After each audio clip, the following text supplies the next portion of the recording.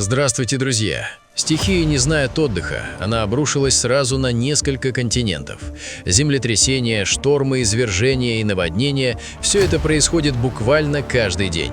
Природа будто сражается за свое место, разрушая, сметая и переписывая карту планеты. И сегодня мы посмотрим, как она делает это снова.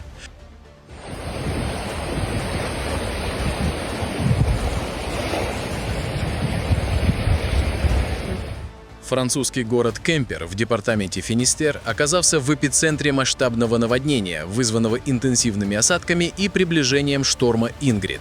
Резкий подъем уровня воды в реках Адет и Стейр привел к выходу водоемов из берегов. Уже в 6 утра река Стейр начала затапливать прилегающие улицы. Особенно сложная ситуация сложилась в районе Мулен-Верт. Там власти объявили оранжевый уровень метеорологической опасности из-за угрозы затопления жилых домов и инфраструктуры.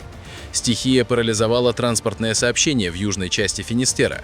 Десятки муниципальных и региональных дорог были перекрыты из-за подтоплений, а трасса в районе Пенхорс оказалась полностью размыта и затоплена. Пожарные и спасательные службы Кемпера совершили десятки выездов для откачки воды из подвалов и помощи жителям, оказавшимся в зоне затопления.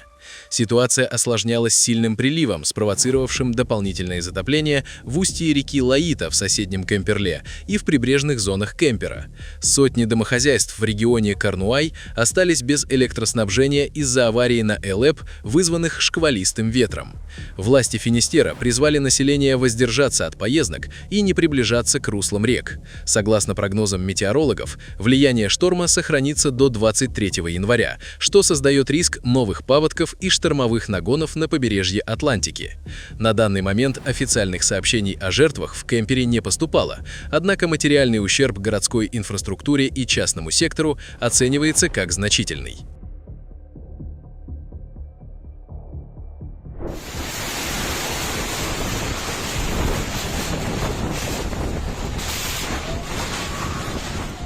«21 января округ Каранганьяр в провинции Центральная Ява пострадал от мощного торнадо, зародившегося в разгар интенсивного грозового фронта.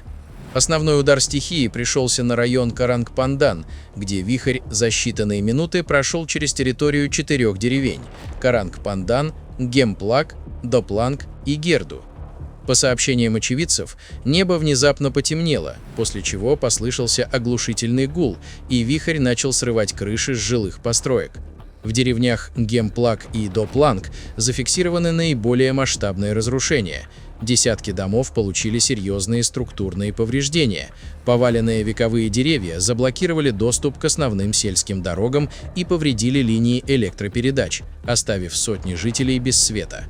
Региональное агентство по ликвидации последствий стихийных бедствий Каранганьяра направило бригады спасателей и волонтеров для оказания помощи пострадавшим. Несмотря на внезапность и силу торнадо, сообщение о погибших не поступало, однако несколько человек получили травмы и ушибы от разлетающихся обломков кровли.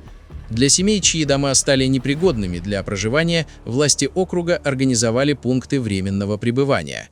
Метеорологи предупреждают, что в регионе сохраняется высокая вероятность возникновения экстремальных погодных явлений из-за пика сезона дождей, и призывают жителей Каранганьяра сохранять бдительность, особенно во второй половине дня, когда атмосферная нестабильность достигает максимума. –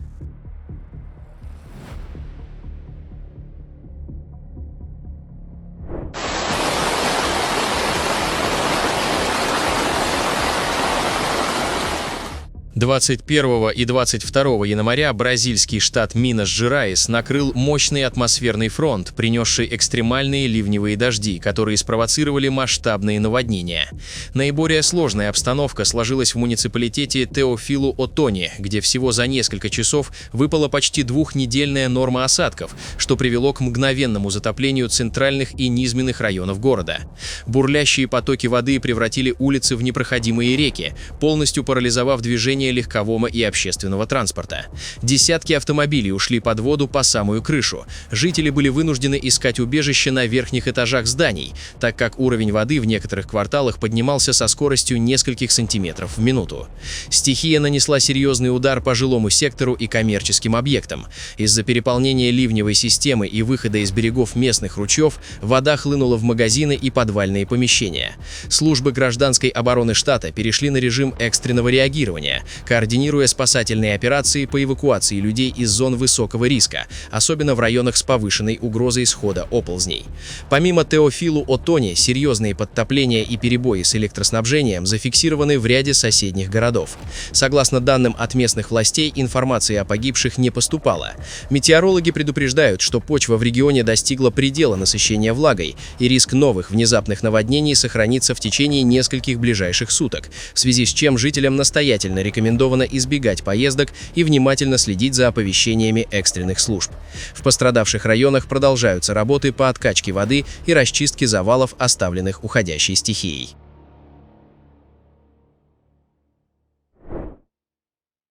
22 января популярный турецкий курорт Кушадасы в провинции Айден пострадал от разрушительного наводнения, вызванного аномально интенсивными ливнями. Мощный штормовой фронт обрушился на регион в первой половине дня, и всего за несколько часов объем выпавших осадков превысил критическую отметку, что привело к мгновенному переполнению городской ливневой системы. Потоки воды превратили центральные бульвары и туристические улицы в бурные реки. Наиболее тяжелая ситуация сложилась на прибрежной дороге и в районе автовокзала. Там уровень воды поднялся настолько быстро, что десятки водителей оказались заблокированы в своих автомобилях. Многие транспортные средства были повреждены или смыты потоком. Стихия нанесла серьезный удар по жилому и коммерческому секторам. Сотни первых этажей зданий, отелей и магазинов в центре города и районе набережной были затоплены. Владельцы бизнеса и местные жители были вынуждены в экстренном порядке возводить импровизированные баррикады из мешков с песком, однако в ряде мест вода прорвала заграждения. Параллельно с наводнением шквалистый ветер привел к падению деревьев и рекламных щитов, что вызвало локальные перебои в электроснабжении. Несмотря на масштаб бедствия и панику среди населения, информации о погибших не поступало, хотя нескольким пострадавшим потребовалась помощь из-за переохлаждения и травм, полученных при попытках спасти имущество.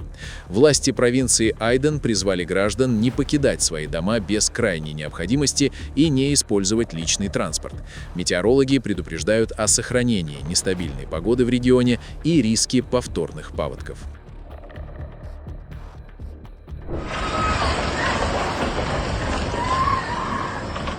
Северный остров Новой Зеландии столкнулся с катастрофическими последствиями тропического циклона, который принес в регион сильнейшие ливни за последние несколько десятилетий.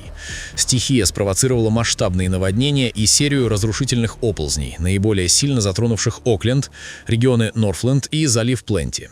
По официальным данным, подтверждена гибель как минимум 2 человек. Один из них стал жертвой обрушения склона на жилой дом в пригороде Окленда, второй погиб в результате внезапного паводка, накрывшего его автомобиль. Еще несколько человек числятся пропавшими без вести, и поисково-спасательные операции продолжаются, несмотря на крайне сложные метеоусловия.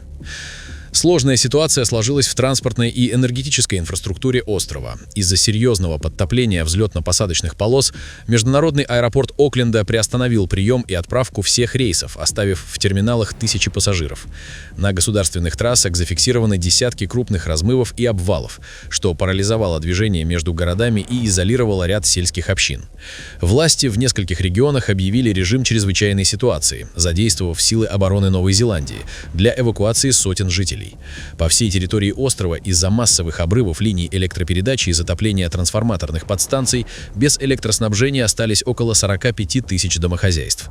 Национальное агентство по управлению чрезвычайными ситуациями призвало население сохранять максимальную бдительность, так как почва предельно переувлажнена и риск новых оползней остается критическим даже после ослабления осадков. Метеорологи предупреждают о подходе нового шторма, который может осложнить восстановительные работы. Премьер-министр страны назвал происходящее противоречащее беспрецедентным климатическим испытаниям, отметив, что объем выпавших за двое суток осадков в отдельных районах Окленда составил 75% от годовой нормы. Ущерб частной собственности и государственному имуществу уже оценивается в сотни миллионов долларов, а восстановительный процесс, по прогнозам экспертов, займет не один месяц.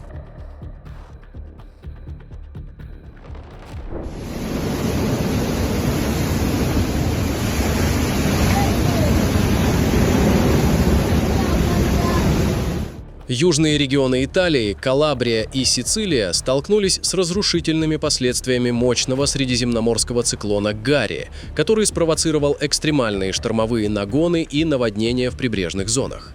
В Калабрии наиболее критическая ситуация сложилась в Катанзаро-Лидо, где аномально высокие приливные волны в сочетании со шквалистым ветром прорвали береговые укрепления, затопив набережную и первые этажи прибрежных зданий. Бурлящие потоки морской воды, смешанные с песком и обломками, парализовали движение по приморским магистралям и нанесли значительный ущерб туристической инфраструктуре, превратив популярные зоны отдыха в зону бедствия. Аналогичная картина наблюдается в Чиро-Марине, в провинции Кротоне, где шторм Гарри вызвал сильнейший прибой. Гигантские волны высотой до 6-7 метров обрушились на пляжные клубы и портовые сооружения, что заставило власти закрыть доступ к побережью и эвакуировать персонал коммерческих объектов. Не менее тяжелая обстановка зафиксирована на восточном побережье Сицилии, особенно в курортном городе Литаянни. Мощный штормовой нагон привел к частичному разрушению променада. Сила воды была настолько велика, что вырывала бетонные ограждения и смывала участки дорожного полотна. Зафиксированы многочисленные подтопления отелей и частных жилых домов, расположенных на первой линии. Владельцы бизнеса сообщают о колоссальных убытках из-за уничтожения оборудования и интерьеров морской водой. Службы гражданской обороны Италии перешли в экстренный режим в обеих провинциях, задействовав сотни спасателей для откачки воды и расчистки завалов. Несмотря на масштабные разрушения инфраструктуры и повреждения десятков припаркованных у моря автомобилей, информации о жертвах не поступало, так как жители своевременно получили экстренные предупреждения. Метеорологи отмечают, что циклон Гарри постепенно теряет силу, однако риск повторных нагонов сохраняется.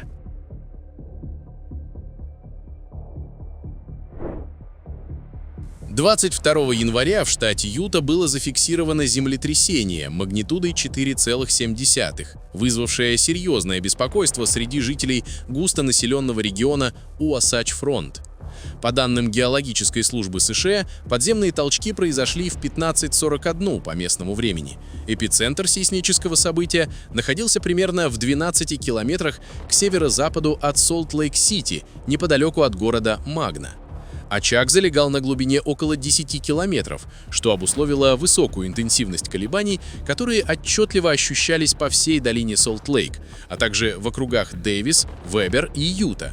В столице штата во время толчков в офисных зданиях раскачивались светильники, а с полок магазинов и жилых домов падали предметы, что спровоцировало кратковременную панику и массовый выход людей на улицы. Сообщений о жертвах или масштабных разрушениях инфраструктуры не поступало. Специалисты университета Юты зафиксировали серию авторшоков меньшей мощности и предупредили население о возможности повторных толчков в ближайшие 48 часов. Друзья, на этом наш выпуск завершен. Будем рады видеть вас снова. Подписывайтесь и до встречи завтра в новом выпуске.